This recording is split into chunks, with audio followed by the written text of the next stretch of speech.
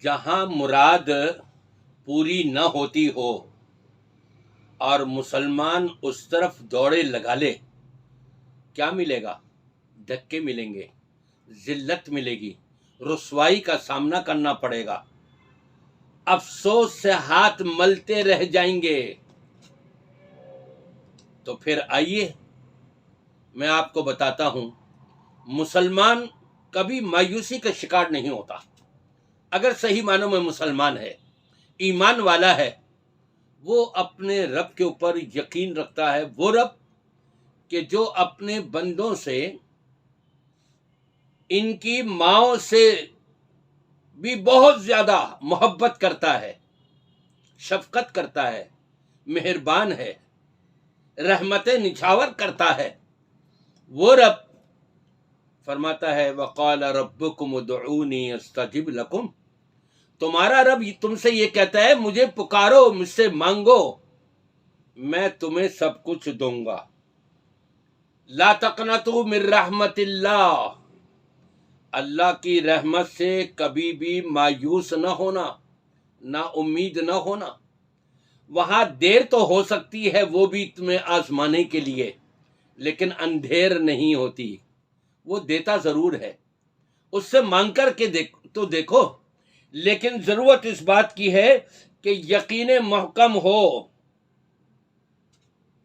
جب یقین کے ساتھ اور ایمانی قوت کے ساتھ، عزم مستحکم کے ساتھ رب تبارک و تعالی کے سامنے اپنے ہاتھ پھیلائے جائیں، رب سے دعا مانگی جائے، رب کے سامنے التجائیں کی جائیں، تو رب تبارک و تعالی اپنے بندوں ہی کی تو سنتا ہے، ایسے ہی ایمان والوں اور مسلمانوں کی تو سنتا ہے۔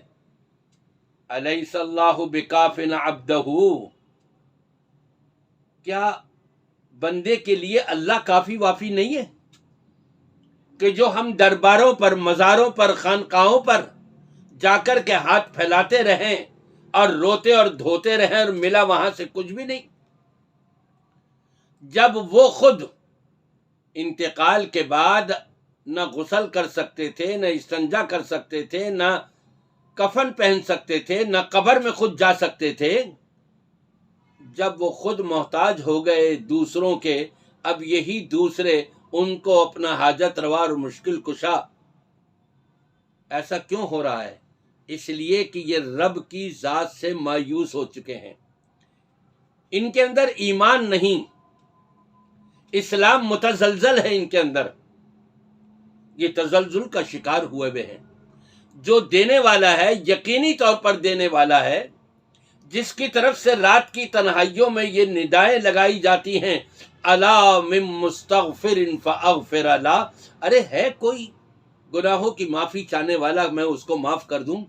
الا من مسترزق فارزقا، ہے کوئی تنگ دست روزی رزق میں خیر و برکت چاہنے والا، میں اس کے روزی رزق میں خیر و برکت عطا کر دوں۔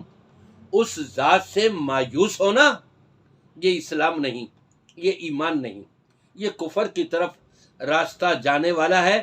لہذا اپنے رب سے کبھی بھی مایوس نہیں ہونا۔ رب نے تو یہاں تک اپنے نبی کریم صلی اللہ علیہ وسلم کو حکم دیا تھا وشاورہم، جب کوئی اہم معاملہ ہو جائے تو آپ مشورہ کر لیا کریں، لیکن فَإِذَا عَزَمْتَ فَتَوَكَّلْ عَلَى اللَّهِ، جب آپ پختگی کے ساتھ ایک ارادہ کر لیں تو اب اللہ کی ذات کے اوپر بھروسہ کر کے کر جائیے۔ جب اللہ کی ذات پر مکمل بھروسہ ہوگا تو وہی تو مدد کرنے والا ہے، وہی تو ہماری بات کو پورا کروانے والا ہے۔ تو پھر رب کی ذات سے کبھی بھی مایوس نہ ہو، مسلمان ہو اور وہ رب کی ذات سے مایوس ہو، ناممکن ہے۔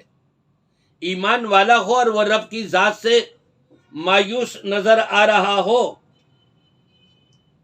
یقینی بات نہیں، ناممکنات میں سے ہے۔ دعا تو کیجیے، اپنے ہاتھ تو پھیلائیے رب تبارک و تعالی کے سامنے، ہاتھ پھیلا کر دیکھیں تو صحیح، سر جھکا کے رب کے سامنے دیکھیں تو صحیح، مانگے تو صحیح، رب تبارک و تعالی سب کچھ عطا فرما دے گا۔ میری دعا ہے کہ اللہ تبارک و تعالی تمام کلمہ پڑھ لینے والے مسلمانوں کو اپنی ذات سے مایوسی کا شکار نہ ہونے دیں، اور ہم بھی ایک کوشش کریں کہ ہم اللہ کی ذات سے کبھی بھی مایوسی اپنے دل کے اندر نہ آنے دیں۔